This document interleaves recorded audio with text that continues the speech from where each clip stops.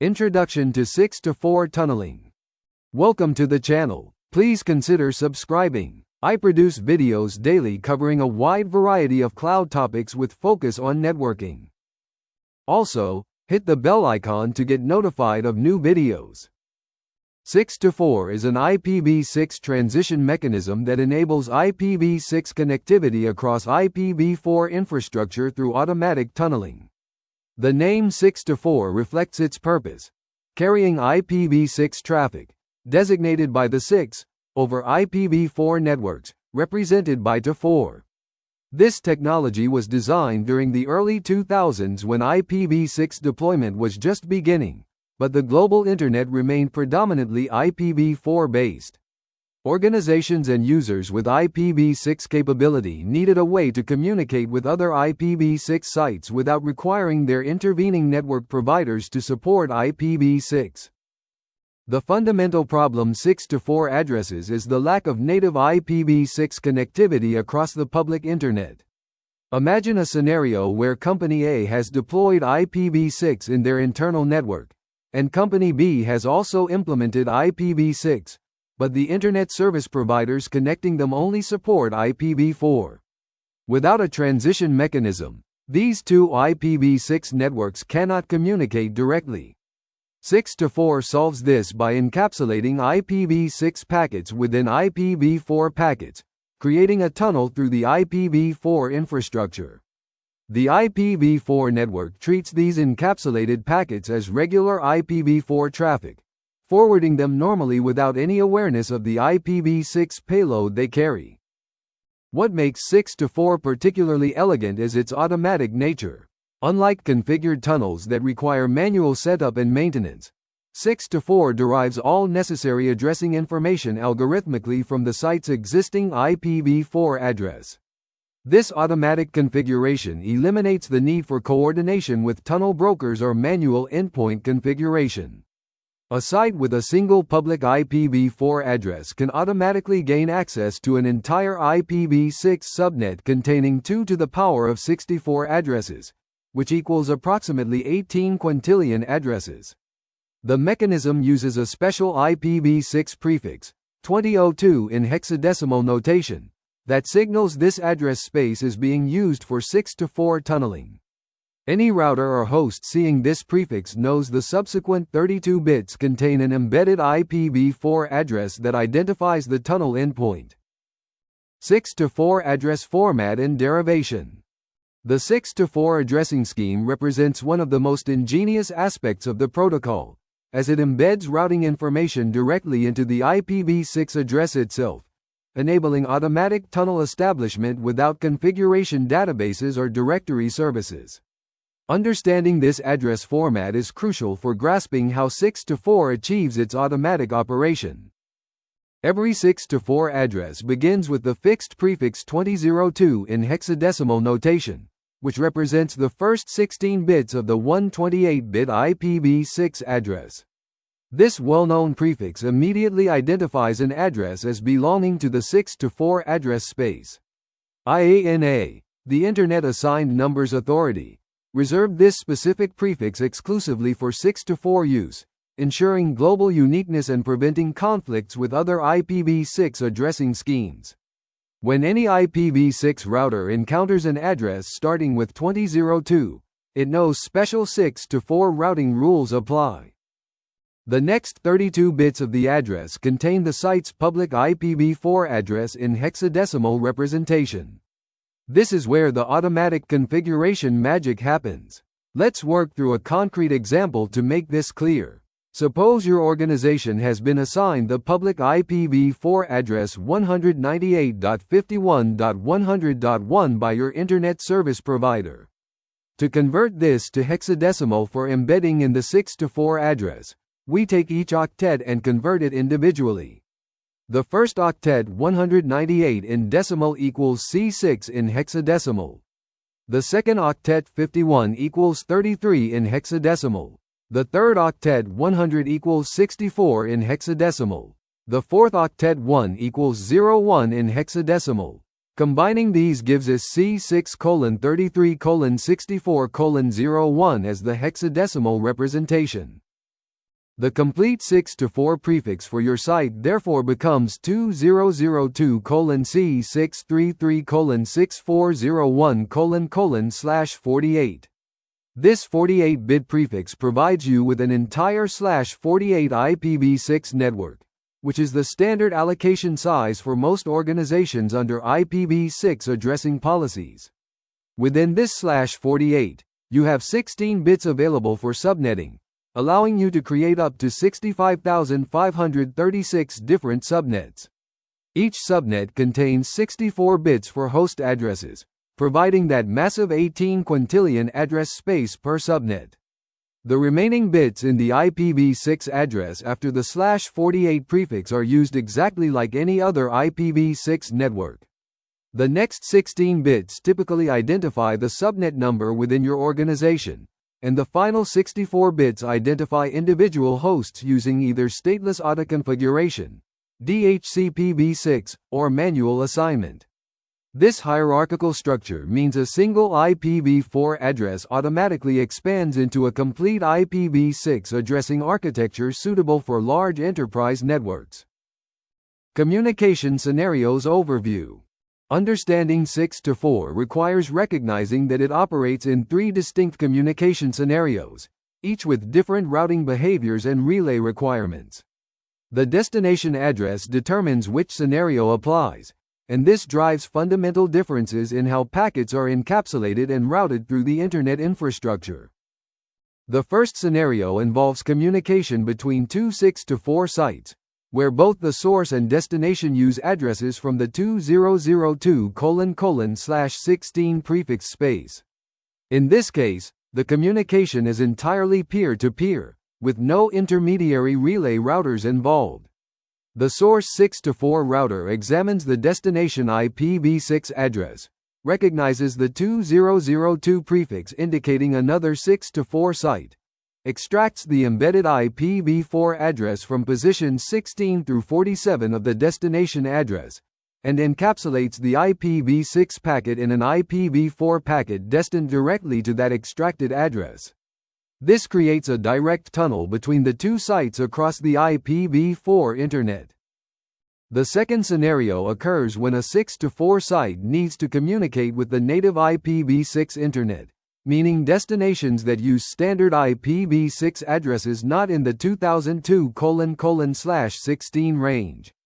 These might be addresses in the 2001::/32 range allocated by regional Internet registries, or any other globally routable IPv6 prefix. Since the destination is not a 6-to-4 address, there is no embedded IPv4 address to extract for direct routing. This is where 6-to-4 relay routers become essential. The source 6-to-4 router must send packets to a relay that can bridge between the 6-to-4 world and the native IPv6 Internet. The third scenario is the reverse of the second, when the native IPv6 Internet needs to send packets back to a 6-to-4 site. Return traffic from native IPv6 hosts destined for 2002::/16 addresses must also traverse relay routers. The native IPv6 Internet routes these packets to 6-to-4 relay routers based on the 2002::/16 prefix announcement. The relay then extracts the IPv4 address from the destination 6-to-4 address, encapsulates the IPv6 packet, and forwards it through the IPv4 Internet to the destination site.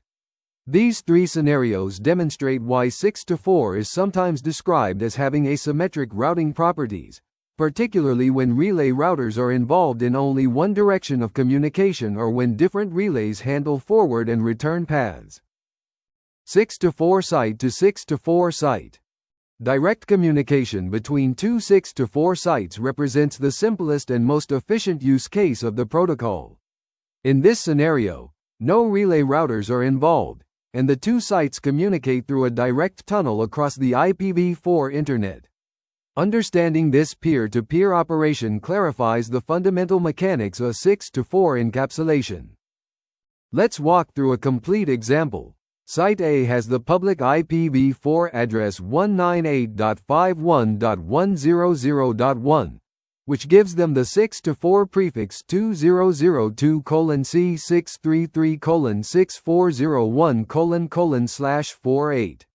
A host at site A with address 2002:C633:6401:1:5 wants to communicate with site B, which has IPv4 address 203.0.113.5 and corresponding 6-4 prefix 2002:C0:7105:48.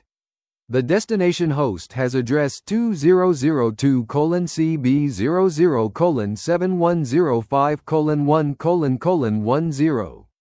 When the host at site A sends an IPv6 packet to the destination at site B, the packet first reaches site A's 6-4 router. The 6-4 router examines the destination IPv6 address 2002:CB0:7105:1:1:10. It recognizes the 2002 prefix, indicating this is another 6-4 address. The router then extracts the 32 bits following the 2002 prefix, which are CB:00:71:05 in hexadecimal notation. Converting each pair of hexadecimal digits back to decimal gives us CB hex equals 203 decimal, 00 hex equals 0 decimal, 71 hex equals 113 decimal, and 05 hex equals 5 decimal. This yields the IPv4 address 203.0.113.5, which is site B's public IPv4 address. The 6-4 router now performs encapsulation.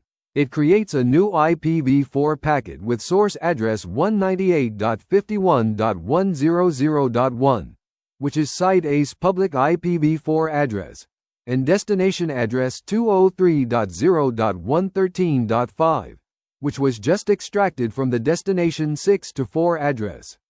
The protocol field in this IPv4 header is set to 41, which is the designated protocol number for IPv6 in IPv4 encapsulation. The entire original IPv6 packet, including the complete IPv6 header and all payload data, becomes the payload of this new IPv4 packet. This encapsulated packet then traverses the IPv4 internet using standard IPv4 routing. Intermediate routers see only the outer IPv4 header and route based solely on the destination IPv4 address 203.0.113.5. When the packet arrives at site B, the 6-4 router there recognizes protocol 41, strips off the outer IPv4 header, and processes the inner IPv6 packet normally, delivering it to the final destination host. Return traffic follows the symmetric reverse process, with site B's router extracting site A's IPv4 address from the source 6-4 address and encapsulating return packets accordingly. 6-4 site to native IPv6. When a 6-4 site needs to communicate with destinations on the native IPv6 internet, the process becomes more complex because relay routers must bridge between the two addressing realms. This scenario is where the anycast address 192.88.99.1 comes into play, serving as the default gateway for 6-4 sites to reach the broader IPv6 internet.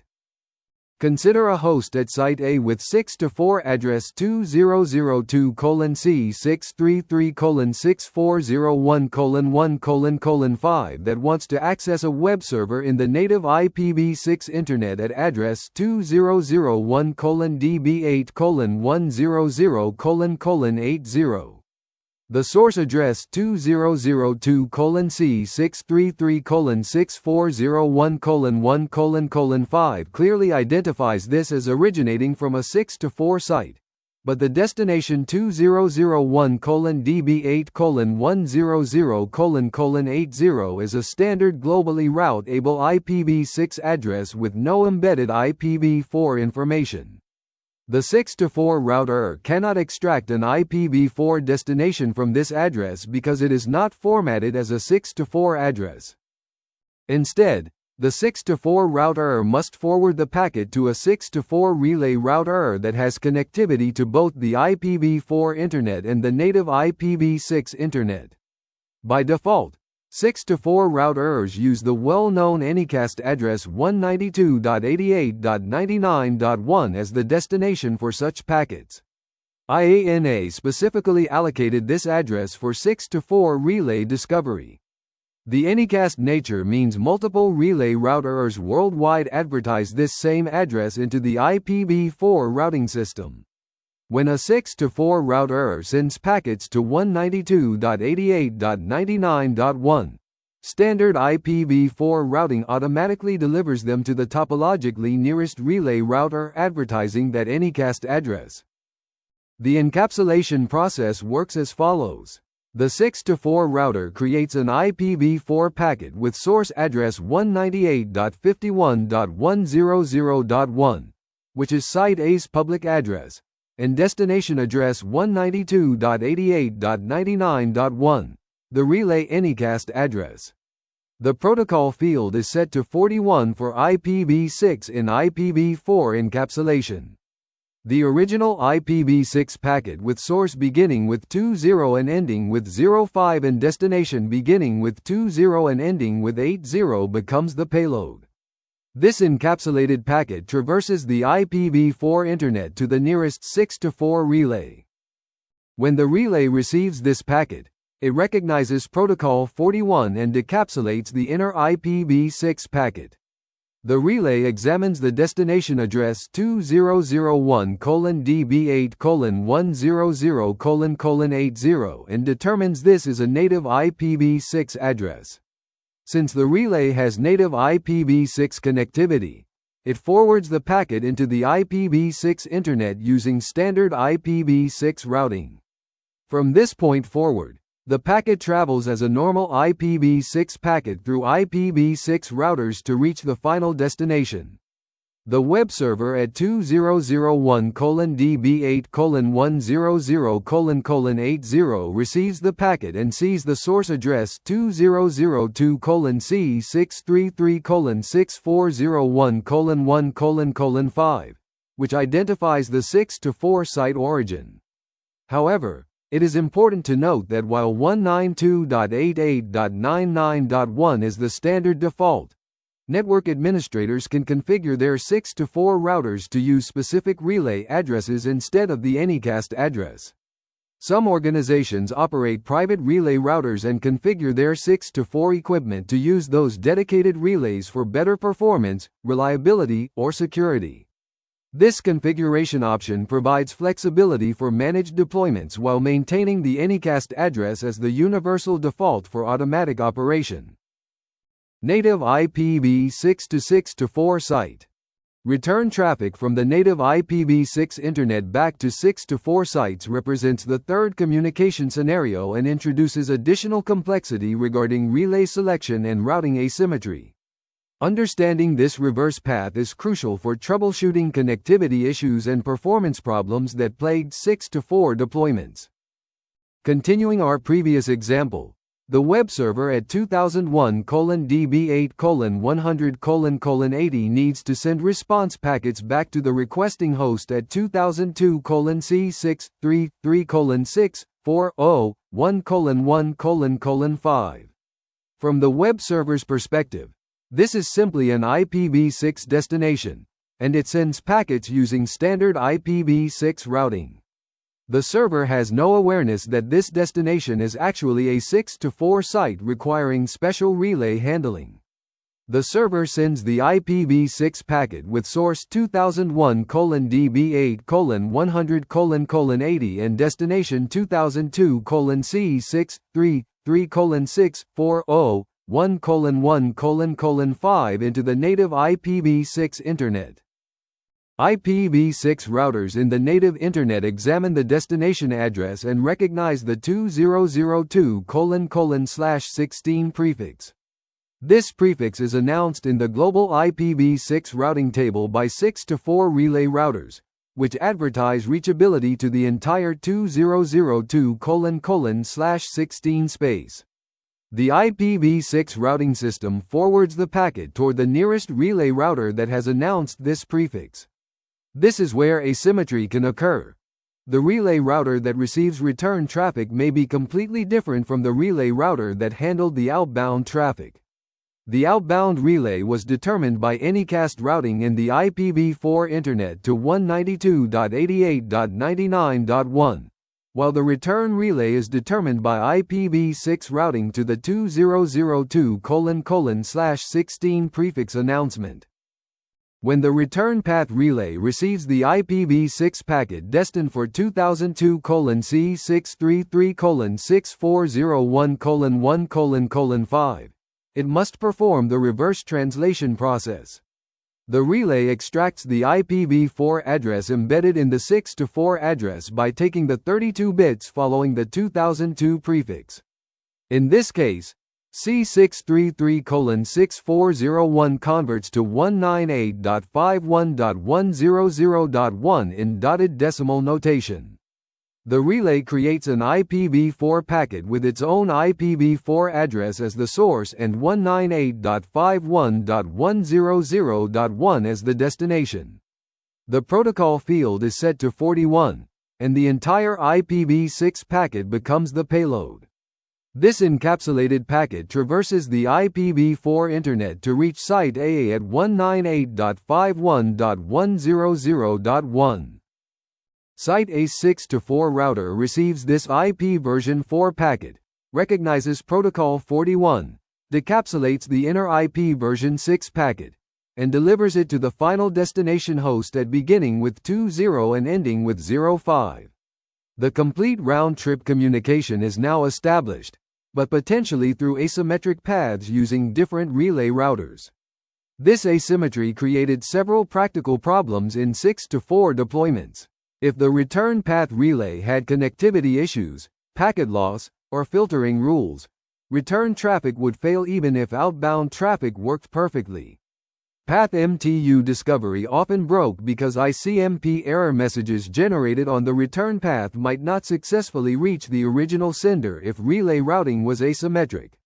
Performance characteristics could differ dramatically between forward and reverse paths if they traversed different relays with different capacities, locations, or peering relationships. These issues contributed significantly to 6-to-4's reputation for unreliability and its eventual deprecation. Relay configuration and anycast. The 6-to-4 relay infrastructure represents a critical component of the overall architecture, and understanding how relays are configured, discovered, and operated provides insight into both the technology's capabilities and its ultimate limitations. The anycast mechanism for relay discovery was innovative but introduced operational challenges that contributed to 6-to-4's reliability problems. The IPv4 anycast address 192.88.99.1 was specifically allocated by IANA for 6-to-4 relay router discovery. Anycast differs from unicast addressing in that multiple devices can advertise the same IP address simultaneously. When a 6-to-4 router sends packets to 192.88.99.1, the IPv4 routing system delivers them to whichever relay router is closest in the network topology, based on IPv4 routing metrics. This provides automatic load distribution and redundancy without requiring clients to know the locations or addresses of specific relay instances. Multiple organizations and service providers operated public 6-to-4 relays that advertised 192.88.99.1, creating a distributed global infrastructure. However, this public relay model introduced significant problems. First, relay quality varied enormously. Some relays were well maintained with sufficient capacity and good network connectivity, while others were underpowered, overloaded, or poorly connected. End users had no control over which relay their packets reached and no visibility into relay performance or reliability. Second, relay operators had no direct relationship with the users whose traffic they carried, creating sustainability concerns. Operating a relay requires bandwidth, equipment, and administration costs, but relay operators received no compensation and had no service level agreements with users. This led to relays being shut down unpredictably or operating with insufficient resources.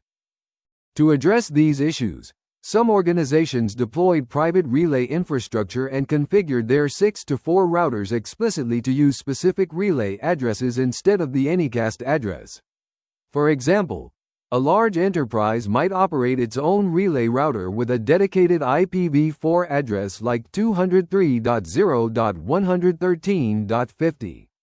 The enterprise would configure all their 6-to-4 routers to send packets destined for native IPv6 addresses to 203.0.113.50 instead of 192.88.99.1.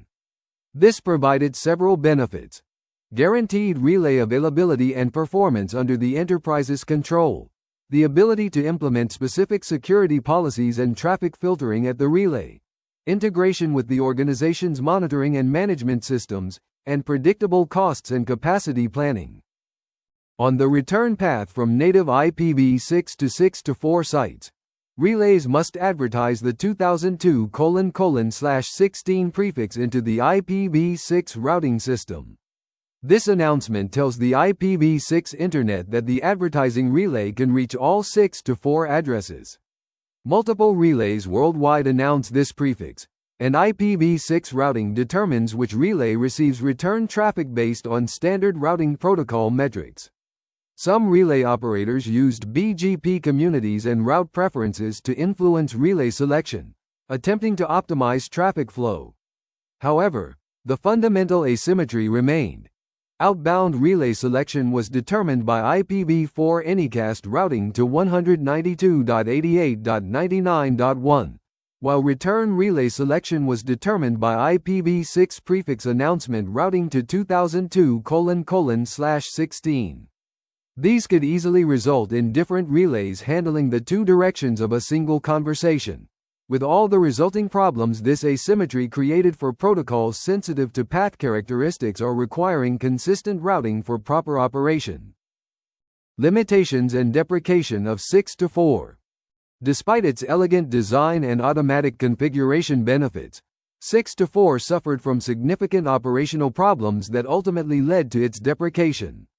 Understanding these limitations provides important lessons about transition mechanism design and why modern alternatives like 464XLAT have proven more successful in real-world deployments.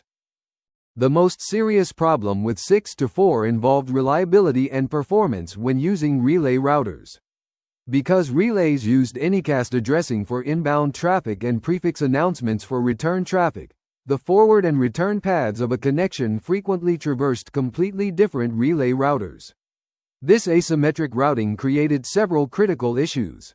First, path MTU discovery often failed because ICMP error messages generated on the return path might not reach the sender if routing was asymmetric. Applications would attempt to send packets that exceeded path MTU, but the resulting fragmentation needed ICMP messages would be lost or arrive at the wrong relay. Second, firewalls and security devices frequently blocked Protocol 41 traffic since it appeared unusual and potentially suspicious. Many corporate and ISP firewalls default to blocking unrecognized IP protocols, breaking 6-to-4 connectivity without obvious error messages. Users experienced silent failures where connections simply timed out with no clear indication that protocol blocking was the cause. Third, the quality and reliability of public 6-to-4 relays vary dramatically, with some being poorly maintained, overloaded, or simply unreachable from certain networks. Address space inefficiency presented another fundamental limitation.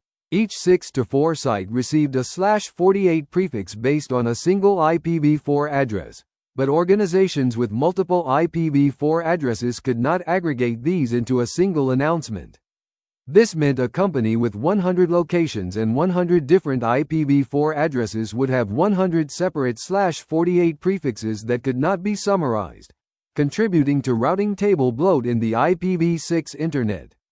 The automatic nature that made 6-to-4 convenient for initial deployment also made it difficult to manage and troubleshoot in production environments.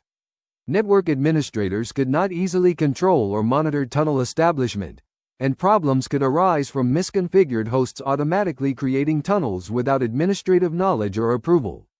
Debugging connectivity issues required understanding the complex interaction between IPv4 routing to relays, IPv6 routing from relays, and the encapsulation process, making it difficult even for experienced network engineers. Security concerns also plagued 6-4 deployment. The automatic tunneling mechanism provided no authentication or encryption, allowing potential man-in-the-middle attacks or traffic interception. Spoofed Protocol 41 packets could potentially inject malicious IPv6 traffic into networks. The reliance on infrastructure outside organizational control, specifically the public relay routers, meant traffic confidentiality and integrity depended on unknown third parties. Attackers could potentially operate malicious relay routers to intercept or manipulate traffic. Perhaps most critically, 6-4 created a poor user experience that damaged IPv6's reputation. Connection attempts would often fall back to IPv6 over 6-4, which performed poorly or failed entirely, making the connection slower and less reliable than IPv4. This led to the happy eyeballs problem where browsers had to race IPv4 and IPv6 connections and use whichever completed first. When 6-4 won the race but then failed or performed poorly, users experienced degraded service and blamed IPv6 in general rather than the specific transition mechanism. These accumulated problems led to RFC 7526 in 2015, which deprecated 6-4 and recommended against its deployment. The RFC explicitly advised network operators to disable 6-4 and filter the 2002::/16 prefix. Modern operating systems including Windows, Mac OS, and Linux distributions have disabled 6-4 by default, and most public relay operators have shut down their services. The lessons learned from 6-4's failure influenced the design of later transition mechanisms. Technologies like 464XLAT avoid public infrastructure dependencies by keeping translation in provider-controlled networks. Modern approaches also prioritize application transparency and connection reliability over automatic configuration convenience. While 6-4 represented an important stepping stone in IPv6 transition history, its practical limitations demonstrated that transition mechanisms must account for real-world operational constraints, security requirements, and the messy reality of Internet infrastructure where not all networks cooperate or follow best practices. Thank you for your attendance. Please consider subscribing to the channel.